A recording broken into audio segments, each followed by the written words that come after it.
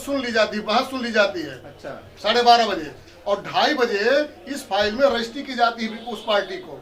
ये मेरे पास सारे रिकॉर्ड है। ये लेकर के मैं जब गया कलेक्टर को कि साहब हमको भी सुन लिया जाए, तो उसने कहा कि ऑर्डर पहले हो जाने दो, तब आपको सुन लेंगे। ये उनकी भाषा थी। ये उनकी भाषा। मैं तो कोई डर थोड़ी हमको उनका। और मैंने फिर जरिए रजिस्ट्री सारे रिकॉर्ड अपने उनको भेजे हैं। ये देखो, ये रजिस्ट्री पार्टी को आई है। ये इस पर टाइम लिखा हुआ कब बजे रजिस्ट्री हुई है और 10 तारीख को डिलीवर आई है। वो पार्टी कब सुना देगी भाषा आपको? ऐसा तो विदेशों में भी नहीं है। जहां इतना प्रॉम्प्ट मीडिया है, हम लोग इलेक्ट्रॉनिक मीडिया है, वहां भी नहीं हो पा रहा है कि आज ही तो 12:30 बजे सुन लो और 2:30 बजे उसको समन भेजो। हमने ये देखो सारे पेपर्स रजिस्ट्री करके हमने भेजे उनको। ये सब बना करके और उस फाइल में लगा हुआ है, इंडोर्समेंट किया उन्होंने, और इसके बाद भी हमारे अगेंस्ट ऑर्डर किया हमको बिना सुने। ये जस्टिस है। और भी आप लोग कहाँ हैं? आप लोग बैठिए ना, बात करने तो आए हैं। इतनी बात अब इसके बाद। अरे देखिए, हमारा लिखना काम नहीं है ना। लिखना काम होता, आपने बोल दिया, हम लिख देते हैं। लिखना नहीं तो इतनी देर में रिकॉर्ड हो गया होता अब तक। और भी, लेकिन देखिए अकेले आप बोले, मैं कह रहा हूँ कि आप अपने ग्रुप में बोलिए। ये किताबें रखी हैं जी, इसमें जो प्रोसेस लिखे हुए हैं मुकदमों को निस्तारित करने के, किसी भी प्रोसेस को फॉलो नहीं किया जा रहा। कुछ भी फॉलो नहीं हो रहा। सर देखिए, कल मैंने आर्गुमेंट किया कोर्ट में। हम आप देखिए, हम क्या कह रहे हैं कि बस्ती में मीडिया बहुत सारी है, मैं ये नहीं कह रहा हूँ, और किसी पे कोई भी क्वेश्चन मार्क लगा सकता है, इसमें भी कोई शक नहीं है। ठीक है, एक्चुअल क्या है कि बातें वाकई में जानी चाहिए समाज में। बहुत सारे, देखिए आपकी उम्र भी बहुत ज्यादा है, मैं आपके बच्चे से भी बच्चा हूँगा हो सकता है। ठीक है, कहने का मतलब सिर्फ इतना है कि अगर सब लोग अपने अपनी जगह पे सही हो जाए तो ये सारी चीजें होती ही नहीं। कोर्ट पर बैठकर तुम जैसा शब्द को इस्तेमाल करता कलेक्टर। देखिए आपकी बातें, देखिए ऑफ कैमरा आपकी बातें जिस तरह की मैं कह रहा हूँ मेरी बाइट ले लूं, मैं बता दे रहा हूँ, मैं सुख कह दूंगा उनके सामने। क्या है कि मैं क्या कह रहा हूँ कि बहुत, अब आपसे अलग, मंत्री जी से अलग, विधायक जी से अलग, सांसद जी से अलग, इसी बात ये सूचना होती तो मैं कम से कम 100 लोगों को खड़ा कर देता मैं। तो आप खड़ा कीजिए, मैं कल आ जाऊंगा। हाँ कल ठीक है, तब आप टाइम दीजिए हमको। हमारा ये मुकदमा है पट्टा मनसूखी का, उसमें एक कल टाइम दीजिए। क्या बजे टाइम रखेंगे बताइए? आप रखिए 1 बजे रख लो। 1 बजे थोड़ा ज्यादा हो जाएगा। नहीं तो हम लोग को पीक आवर काम का होता है, हम 1 बजे आपको जल्दी बता रहे हैं। तो आज कर लीजिए, 1 घंटा मैं रुक जाता हूँ बस्तियों। नहीं, अरेंज नहीं कर पाएंगे हम लोग। अरे 50 कीजिए, 20 कीजिए, 10 कीजिए। कर ही नहीं पाएंगे, अभी हमको तुरंत कोर्ट जाना है। अभी देखो बैठा मेरे सामने, मुझे तुरंत कोर्ट जानी है। मतलब मुकदमों में सुना नहीं गया है और ऑर्डर हो गए, कोई सुनते नहीं कोई आदमी, बिना सुने कोई प्रक्रिया पालन नहीं किया है। और ऊपर से उसको मेडल मिलने वाला है कि 47,000 मुकदमे उसने। यही चीज तो सबके, देखिए आम आदमी के दिमाग में तो ये बैठ रहा है ना कि हमारा डीएम फटाफट मुकदमों का निस्तारण कर रहा है।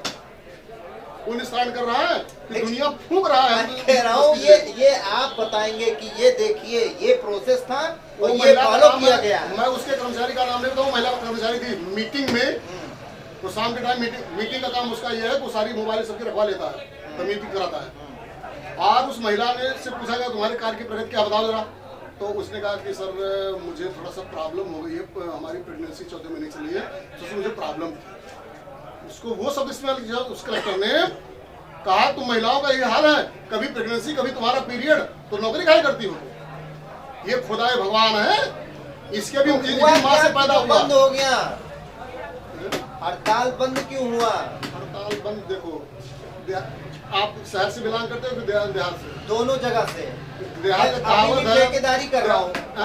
सुनिए, मैं अभी भी ठेकेदारी करता हूँ, इसीलिए मीडिया से 1 रुपया मुझे चाहिए नहीं होता है कि हम किसी के दबाव में या किसी के कुछ लोभ में काम करते हैं। ऐसा इसलिए देहात में कहावत हमारे यहाँ प्रचलित है, कोढ़ी रिसिया अपन घर फूक है, उला में जाना ऐसे कर हाथ पैर है ना, अपने घर फूक लेते। ठीक, ये नाराजगी तो थी वहाँ, हड़ताल लोगों ने कर ली, अब हड़ताल गले आन पड़ी है, सरकार सुनेगी नहीं, उसने तो कभी किसी ने सुने नहीं है।